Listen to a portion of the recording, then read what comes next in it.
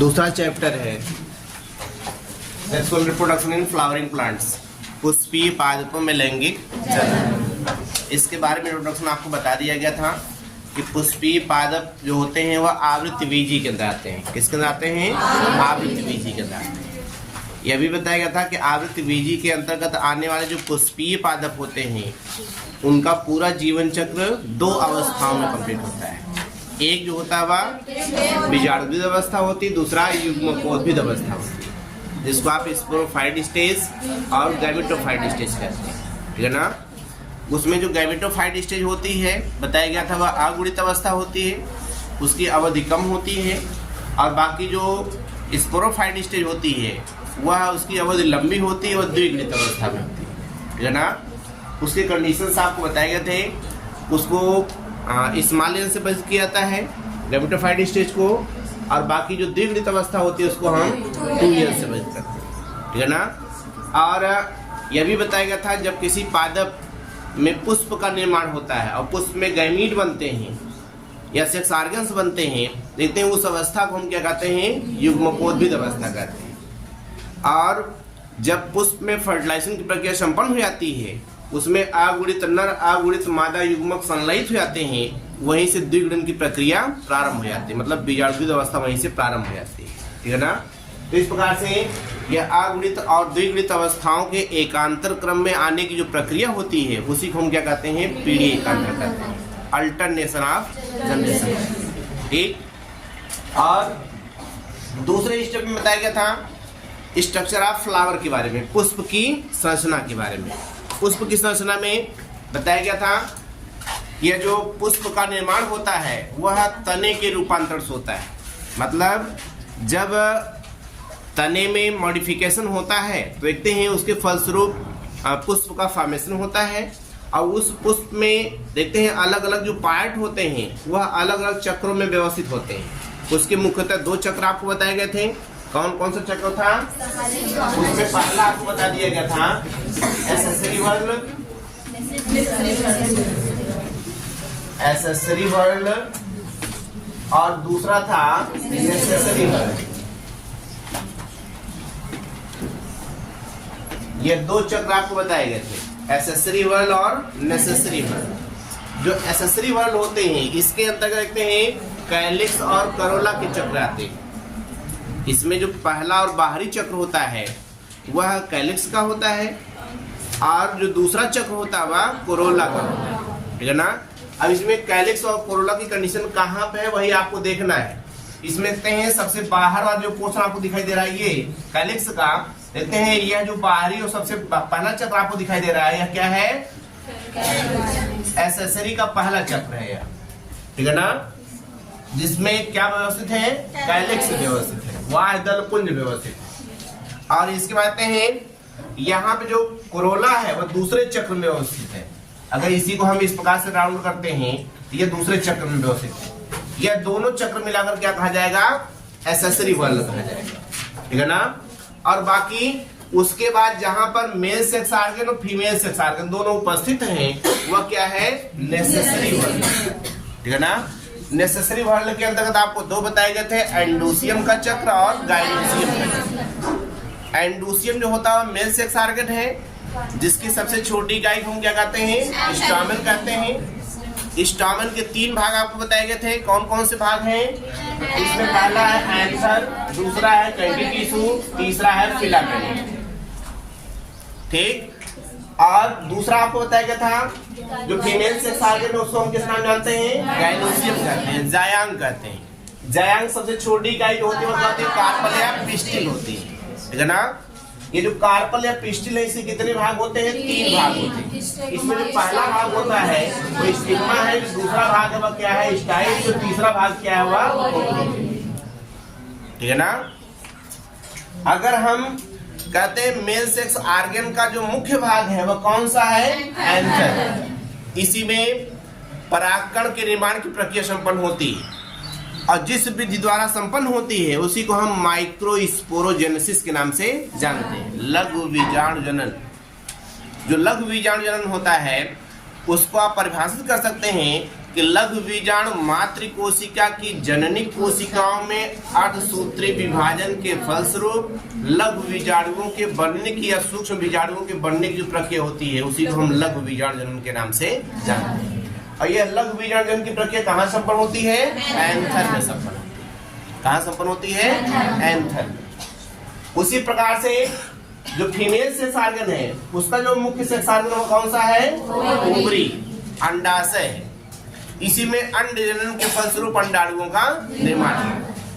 ठीक, तो इस प्रकार से दोनों सेक्स ऑर्गन्स जो अलग अलग चक्रों में व्यवस्थित होते हैं उस चक्र को हम मुख्य रूप से हम क्या कहते हैं? नेसेसरी वर्ड कहते हैं, आवश्यक चक्र कहते हैं। ठीक, तो आप कह सकते हैं कि आवृत्त बीजी के अंतर्गत आने वाले पुष्पीय पादप में पुष्प के सभी भाग मुख्यतः 2 चक्रों में व्यवस्थित होते हैं। उसमें जो पहला चक्र होता है वह एक्सेसरी वर्ण होता है, जिसको सहायक चक्र कहते हैं। उस सहायक चक्र के अंतर्गत कौन कौन आता है? कैलिक्स आता है और कोरोला आता है। इसमें जो कैलिक्स होता है सबसे बाहरी चक्र में व्यवस्थित होता है, और जो कोरोला होता है ठीक उसी के आंतरिक भाग में होता है, मतलब दूसरे चक्र में व्यवस्थित होता है। ठीक है ना। और इसके बाद हैं जो नेसेसरी वर्ण होता है, आवश्यक चक्र होता है, उसमें सेक्स ऑर्गन्स उपस्थित होते हैं, मेल सेक्स ऑर्गन्स और female sex organs. Male sex organs में सबसे पहले एंडोसियम बारे में बताया गया। एंडोसियम की सबसे छोटी इकाई स्टोमेन बताया गया। स्टोमेन के 3 भाग आपको बताए गए, एंथर हो गया, कनेक्टिव टिश्यू हो गया, फिलामेंट हो गया। ठीक है ना। उसमें एंथर मुख्य भाग होता है जिसमें लघु युग्मक जनन के फलस्वरूप हैं यह परागकण के निर्माण की प्रक्रिया संपन्न है। ठीक, और दूसरा आपको बताएगा फीमेल सेक्स ऑर्गन का, वो गाइनोसियम है। गाइनोसियम सबसे छोटी इकाई कार्पल या पेस्टिल होता है।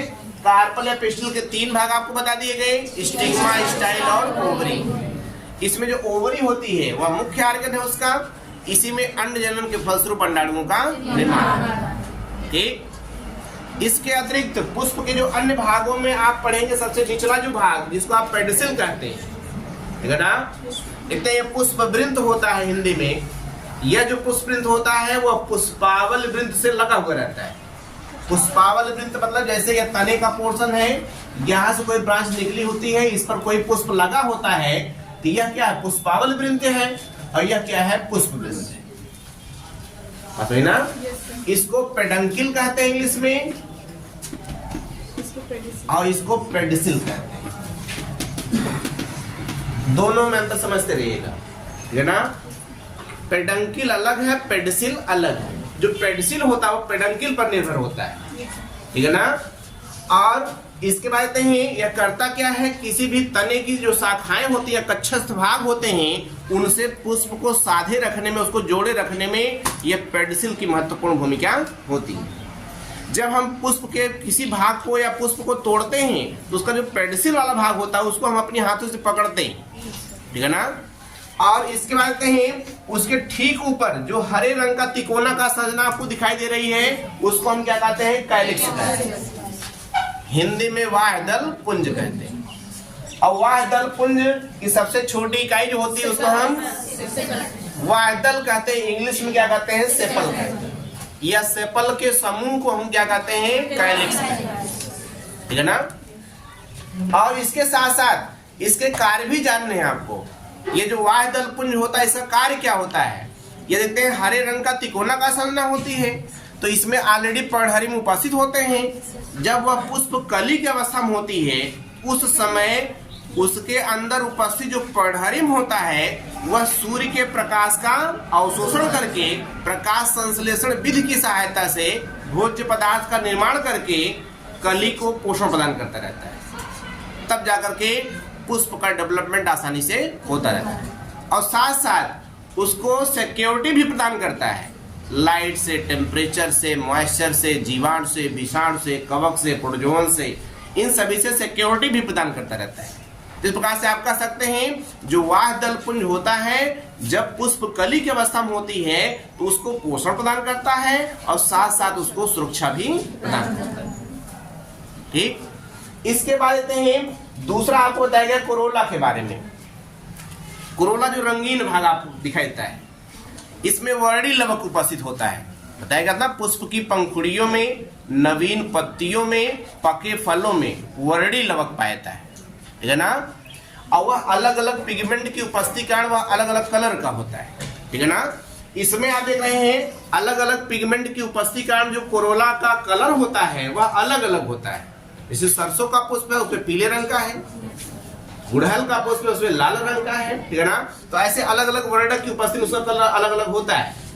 और इसमें भी आप देख रहे हैं कोरोला की सबसे छोटी इकाई हम क्या कहते हैं, पेटल कहते हैं, या पेटल के समूह को क्या कहते हैं, कोरोला, ठीक है ना। कोरोला को हिंदी में दल पुंज कहते हैं और पेटल को हिंदी में क्या कहते हैं, दल कहते हैं। तो दल के समूह को दल पुंज कहते हैं या दल पुंज की सबसे छोटी इकाई को दल कहते हैं। उस दल के दो भाग होते हैं। कितने भाग होते हैं, दो भाग। यह यहाँ पर जो चौड़ा भाग आपको दिखाई दे रहा है इसको हम क्या कहते हैं, लिम्ब कहते हैं। क्या कहते हैं, लिम्ब कहते हैं, फलक कहते हैं।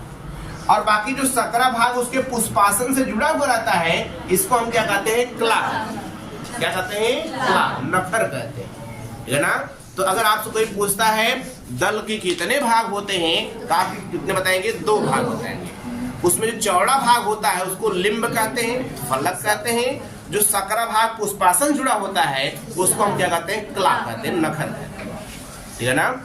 इसका कार्य क्या होता है, यह परागण के लिए कीट पतंगों को अपनी तरफ आकर्षित करने का कार्य करते हैं और साथ साथ पुष्प के रंग को सुनिश्चित करने में इस पेटल की या दलपुंज की महत्वपूर्ण भूमिका होती है, ठीक है ना। तो आप जानते रहिए, साथ साथ उसके कार्य भी जानते रहिए कि वाह दलपुंज का क्या कार्य है, दलपुंज का क्या कार्य है, ठीक है ना। तो इस प्रकार से यह हो गए। अब बच रहा है male sex organs. Male sex organ में सरसों के पुष्प में आप देख रहे हैं दो इधर बड़े बड़े आपको दिखाई दे रहे हैं। चार बड़े हो गए, दो छोटे हो गए। छह संख्या में कितने दिखाई दे रहे हैं, छह दिखाई दे रहे हैं। और इनके पूरे समूह को हम क्या कहते हैं, एंडोसियम कहते हैं। क्या कहते हैं, एंडोसियम, पुमंग कहते हैं। ये मेल सेक्स ऑर्गन है, नर जननांग है किसी पुष्प का। और इस एंडोसियम की सबसे छोटी इकाई हम क्या कहते हैं, स्टामेन कहते हैं, पुंकेसर कहते हैं। क्या कहते हैं, पुंकेसर कहते हैं। और पुंकेसर के समूह को क्या कहते हैं, पुमंग कहते हैं। मतलब स्टामेन के ग्रुप को हम क्या कहेंगे, एंडोसियम कहेंगे, ठीक। और यह स्टामेन के कितने भाग आपको बता दिए गए, तीन भाग। एंथर हो गया, कनेक्टिव टिश्यू हो गया और फिलामेंट हो गया। टिप वाले पोषक जो डंबल लाइसन आपको दिखाई दे रही है यह सब क्या है, एंथर है, परागकोश है। इसका इंटरनल स्ट्रक्चर आपको बताया जाएगा सेक्शन काट करके। अभी इंट्रोडक्शन पढ़ रहे हैं फ्लावर का, इसलिए आप जानते रहिए जो एंथर आपको डंबल लाइसन नाम दिखाई दे रहा है यही उसका मेन ऑर्गन है, सेक्स ऑर्गन है। इसी में लघु बीजाणु जनन के फलस्वरूप लघु युग्म का निर्माण, ठीक है ना।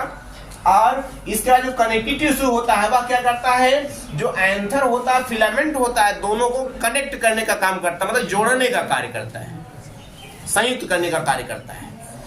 इसीलिए देखते हैं उसको रटने की आवश्यकता नहीं है। कनेक्टिव टिश्यू मतलब उसको कनेक्ट करने का कार्य करता है, मतलब जोड़ने का कार्य करता है।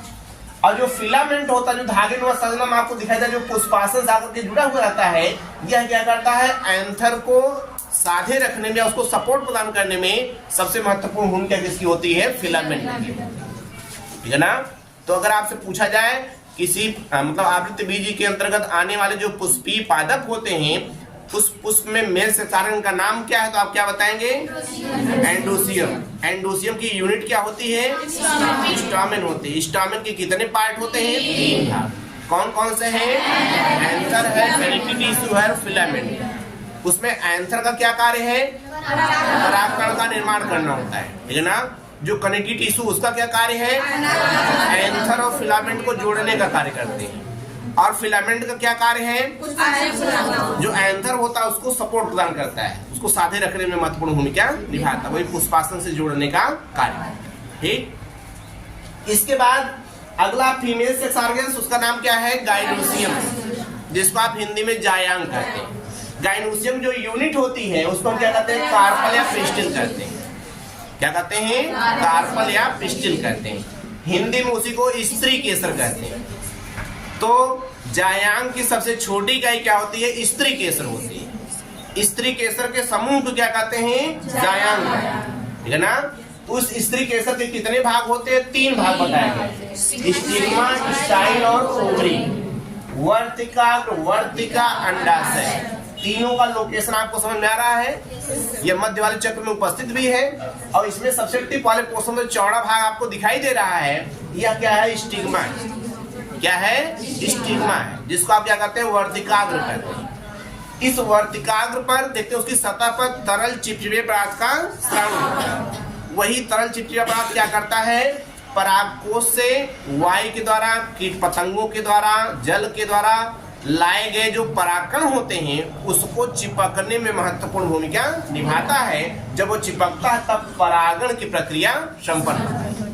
तो आप कह सकते हैं जो स्टिग्मा होता है वह परागण स्थल होता है, मतलब परागण की प्रक्रिया स्टिग्मा पर ही संपन्न होती है ना।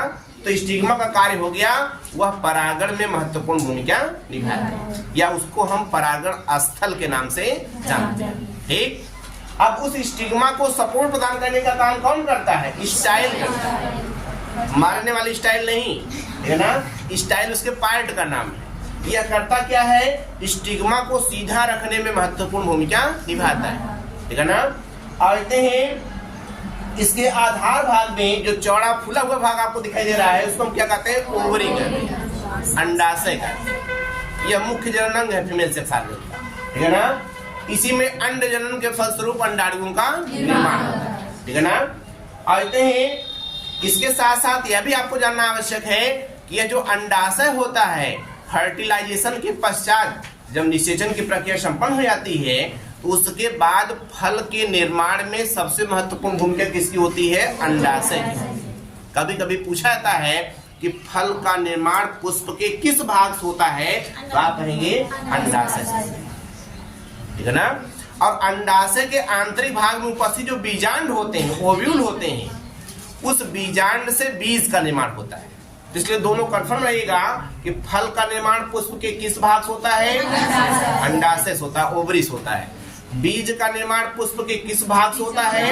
बीजांड से होता है। बीजांड उपस्थित कहाँ होता है? अंडाशय के आंतरिक भाग में उपस्थित होता है, ठीक है ना। तो इस प्रकार से यह हो गया फीमेल सेक्स ऑर्गन के सभी भाग, उनकी छोटी इकाइयां, ठीक। यह और ये और छूट रहा है थाइलमस, ठीक है ना। पुष्पासन, यथा नाम तथा गुण, रट्टा नहीं मारना है। पुष्प आसन, पुष्प के जितने भाग वहां से निकले होते हैं या वह करके उस पर व्यवस्थित होते हैं उसी को हम क्या कहते हैं? पुष्पासन, ठीक है ना। थैलमस कहते हैं उसको। और इसी थैलमस में अलग अलग चक्र वही व्यवस्थित होते हैं और उसमें मुख्य रूप से 2 चक्र आपको बता दिए गए हैं, एक्सेसरी वर्ल्ड और नेसेसरी वर्ल्ड। वह थैलमस पर ही पाया जाता है। और जो एक्सेसरी वर्ल्ड होता है उसमें 2 चक्र होते हैं, एक कैलिक्स का चक्र होता है और दूसरा कोरोला का चक्र होता है, ठीक है ना। सबसे बाहर कैलिक्स का होता है, उसके अंदर कोरोला का होता है, फिर उसके अंदर नेसेसरी वर्ल्ड शुरू हो जाता है, तब उसमें एंडोसियम का चक्र आएगा और मध्य में क्या होता है? गाइनोसियम। तब पूरे पुष्प का आसानी से निर्माण।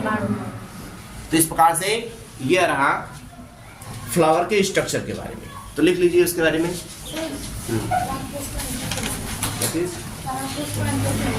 क्या होता है? परागकोश होता है, उसको एंथर कहते हैं। उसका नाम है, उसकी हिंदी जैसे एंथर मतलब उसकी इंग्लिश वर्ड है और उसको हिंदी में कहते हैं परागकोश।